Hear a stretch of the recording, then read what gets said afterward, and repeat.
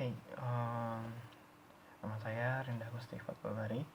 Kali ini saya akan memaparkan atau bisa disebut untuk menjelaskan beberapa hal. Nah, di sini kegunaan dari video ini yang pertama itu untuk menyelesaikan tugas EAS Rekin. Nah, pertama di sini ada soal di mana buatlah narasi untuk menjelaskan gambar berikut. Nah, gambar berikut merupakan 7 layer OSI atau 7 OSI layer. Nah, di mana 7 OSI layer ini dari layer yang pertama itu ada layer physical, yang kedua ada layer data link, yang ketiga ada layer network, yang keempat ada layer transport, yang kelima ada layer session, yang keenam ada presentation, dan yang terakhir ada layer application. Nah, yang pertama itu ada layer physical, di mana layer physical ini merupakan layer pertama yang terendah dari model OSI layer ini. Nah, layer ini bertanggung jawab untuk mengirimkan data melalui media transmisi atau bisa disebut untuk mentransmisikan bit data digital dari physical layer perangkat pengirim atau sumber menuju ke physical layer perangkat penerima atau tujuan melalui media komunikasi jaringan. Nah, di layer kedua itu ada layer data link, di mana layer data link ini bertanggung jawab untuk memeriksa kesalahan yang mungkin terjadi pada saat proses transmisi pada data, dan juga untuk membungkus membungkus bit ke dalam bentuk data frame. Nah, data link layar ini mengolah skema pengalamatan fisik seperti MAC address pada suatu jaringan. Nah, yang ketiga itu ada layer network, di mana layer network ini bertanggung jawab untuk menempatkan jalur yang akan digunakan untuk melakukan transfer data antar perangkat di dalam suatu jaringan. Nah, router jaringan beroperasi pada layer ini. Nah, yang mana jika yang menjadi fungsi utama pada layer network dalam hal melakukan routing. Nah, yang keempat itu ada transport layer. Transport layer ini bertanggung jawab untuk mengirimkan pesan antara 2 atau lebih host di dalam suatu jaringan. Nah, transport layer ini juga menangani pemecahan dan penggabungan atau rekonstruksi pesan, yang juga mengontrol keandalan jalur koneksi yang diberikan. Nah, yang selanjutnya itu ada session layer, di mana layer ini bertanggung jawab untuk mendefinisikan bagaimana komunikasi itu dimulai, dikontrol, dan diberhentikan, atau bisa disebut juga untuk mengendalikan sesi koneksi dialog seperti menetapkan, mengelola, dan memutuskan koneksi antar komputer. Yang keenam itu ada presentation layer, di mana presentation layer ini bertanggung jawab untuk mendefinisikan dan menentukan format seperti ASCII, teks binary, JPEG, atau bisa disebut di layer presentation ini untuk mendefinisikan sintaks yang digunakan host jaringan untuk berkomunikasi.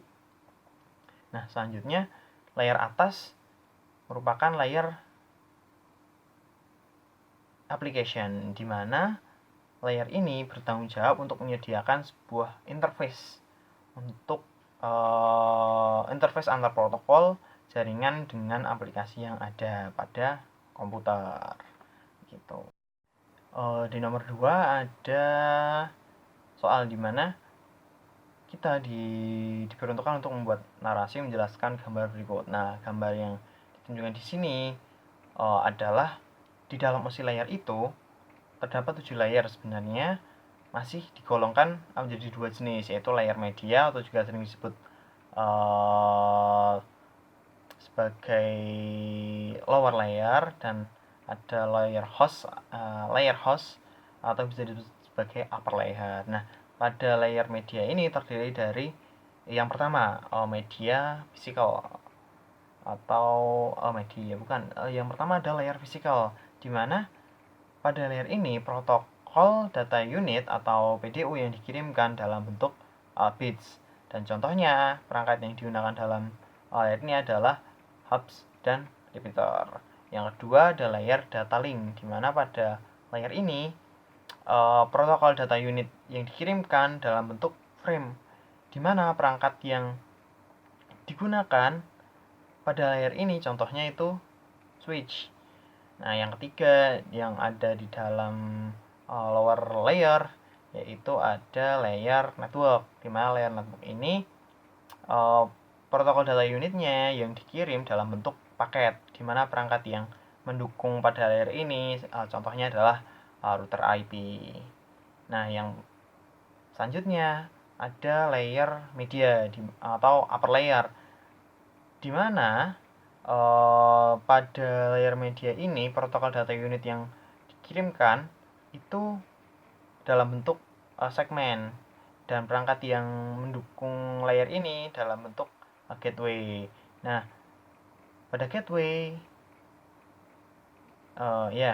terus pada layer host itu terdiri dari 3 layer. Yang pertama itu presentation layer. Dari bawah yang lebih bawah ada session layer, presentation layer, lalu application layer, di mana ketiganya itu mengirimkan protokol data unit yang sama, yaitu dalam bentuk data, dan device yang digunakan itu yang memiliki firewall. Nah, di pertanyaan kedua itu berapa nomor port untuk semua protokol yang ada di layer 7 atau layer aplikasi.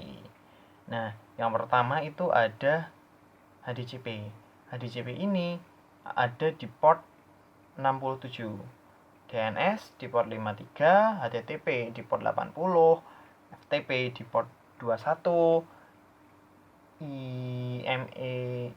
IMAP 4 itu ada di port 143, terus ada NNTP itu di port 119, POP3 port 110, SMTP port 465,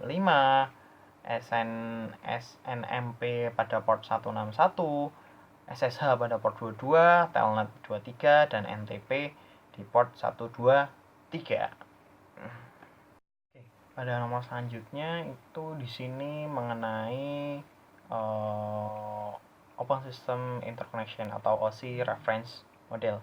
Nah, di sini menjelaskan bahwa dalam OSI layer itu terdapat 7 layer, di mana itu terdiri dari lower layer dan upper layer, di mana lower layer itu terdiri dari physical layer, data link, dan network, sedangkan di upper layer itu terdiri dari transport layer, session layer, presentation layer, dan yang terakhir layer yang paling atas adalah application layer, di mana physical layer ini yang bertanggung jawab untuk mengirimkan data melalui media transmisi atau mentransferkan bit dan bit digital dari physical layer perangkat pengirim menuju ke penerima melalui media komunikasi jaringan. Nah, di sini seperti ATM, ADSL, ISDN, FDDI itu termasuk ke dalam physical layer. Nah, yang masuk ke dalam data link layer itu adalah seperti slip PPP, ataupun di sini bisa disebut sebagai untuk memeriksa kesalahan yang mungkin terjadi pada saat proses transmisi pada data, dan juga untuk membungkus bit ke dalam bentuk data frame, di mana pengelolaan skema pengalamatan fisik itu seperti MAC address. Nah, seperti itu. Nah, selanjutnya di layer selanjutnya di upper layer ada network layer. Nah, contohnya itu ada Internet Protocol version 6, version 6 atau version 4. Nah, di mana seperti tugasnya di mana pada network layer ini untuk menetapkan jalur yang akan digunakan untuk melakukan transfer data antar perangkat di dalam suatu jaringan itu. Nah, selanjutnya di transport layer atau di sini sudah memasuki ke upper layer, di mana pada transport layer ini seperti TCP atau Transmission Control Protocol, dan juga seperti User Diagram Protocol atau UDP. Nah, di sini pada layer ini, transport layer ini bertanggung jawab untuk mengirimkan pesan antar dua atau lebih host, di mana di dalam dua atau lebih host ini di dalam jaringan. Nah, yang selanjutnya itu ada session layer. Nah, session layer ini seperti POP yang di situ ada di 25 atau dan di mana session layer ini bertanggung jawab untuk mendefinisikan bagaimana komunikasi itu atau sesi koneksi di dialog itu, seperti menetapkan, mengelola, dan memutuskan koneksi antar komputer. Nah, di layar selanjutnya itu ada layer presentation atau presentation layer, di mana di dalamnya ada seperti HTTP, FTP, Telnet, DNS, SNMP, terus NFS. Nah, seperti itu, di mana secara definisi presentation layer ini bertanggung jawab untuk mendefinisikan suatu format atau mendefinisikan sintak yang digunakan host jaringan untuk berkomunikasi. Di layar paling atas ada application layer, di mana bertanggung jawab untuk menyediakan sebuah interface atau protokol jaringan dengan aplikasi yang ada pada komputer, di mana seperti email, terus web application, host session, terus file services. Nah, seperti itu.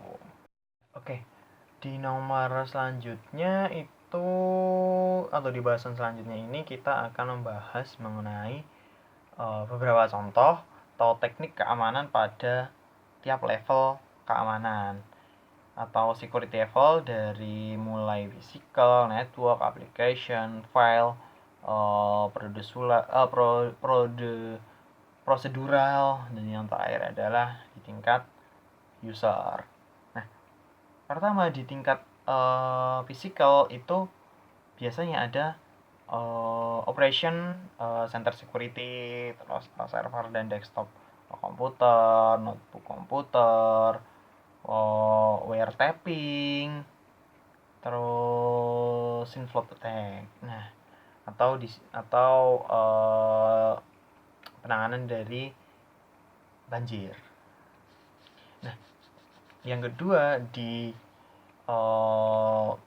bagian keamanan di network security itu di network interface-nya, encryption, encryption network traffic atau wireless network, port network, dan firewall. Nah, selanjutnya di application security itu seperti services, headering, input validation, patch and update, dan software logs.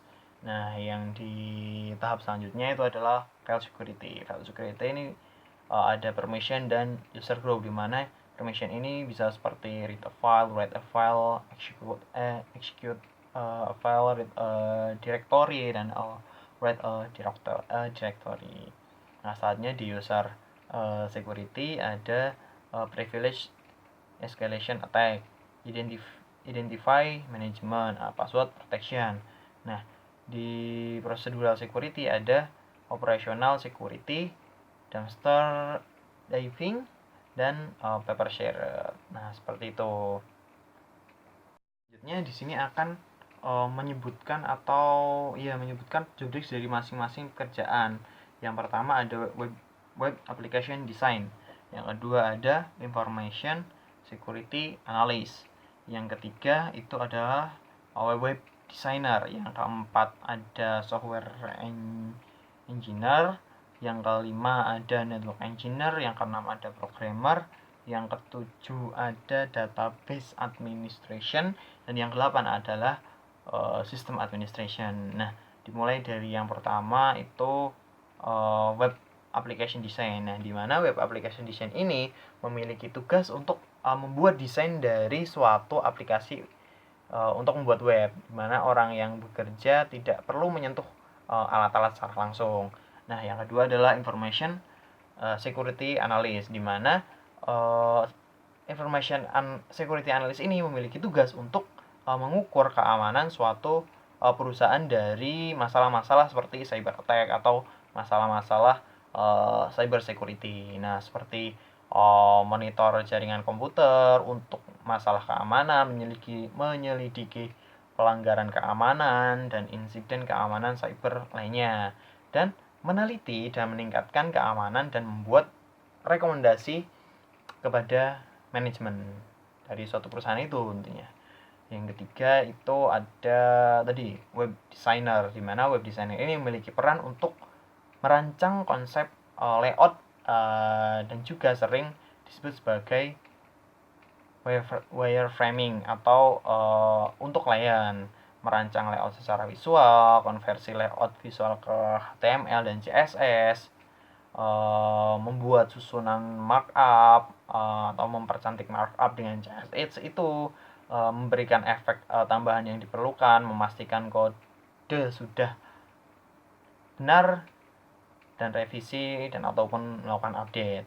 Nah, yang selanjutnya itu ada software engineer, di mana software engineer ini memiliki tugas untuk memberi solusi dengan mempelajari informasi yang dibutuhkan untuk suatu perusahaan dengan cara membuat sistem dan software apapun bisa dengan mendevelop program yang sudah ada, dengan menganalisa dan mengenali area untuk dimodifikasi. Nah, selanjutnya itu ada network engineer. Nah, di network engineer ini bertanggung jawab untuk memasang dan mendukung komunikasi jaringan komputer dalam organisasi ataupun antar organisasi lah, dimana tujuannya untuk memastikan memastikan sistem yang berjalan lancar dan jaringan komunikasi untuk penyedia performance yang maksimum dan ketersediaan untuk usernya. Nah, selanjutnya ada programmer, di mana programmer ini seperti yang kita tahu, di mana program ini memiliki tugas dan tanggung jawab untuk menganalisa, menyusun, mengedit, menguji kemampuan bahasa pemrograman untuk kemudian menghasilkan sebuah program yang bisa menjalankan suatu tugas tertentu secara otomatis. Nah, untuk lebih mudahnya, programmer merupakan orang yang membuat program itu sendiri dengan menggunakan kombinasi berbagai programming language. Nah, yang selanjutnya ada database administrator, di mana database administrator ini bertanggung jawab terhadap performance dan keamanan dari database, di mana peran tambahan yang diperlukan yang kemungkinan diperlukan itu termasuk dalam perencanaan dan pembangunan atau development dan troubleshooting. Yang terakhir ada sistem administrator, di mana sistem administrator ini memiliki tugas dan tanggung jawab atas pemeliharaan, konfigurasi, pengoperasian sistem komputer yang andal, terutama komputer multi pengguna atau multi user, di mana itu seperti server uptime, kinerja, terus sumber daya dan keamanan komputer yang dia kelola memenuhi kebutuhan pengguna tanpa melebihi anggaran yang ditetapkan saat melakukannya, begitu.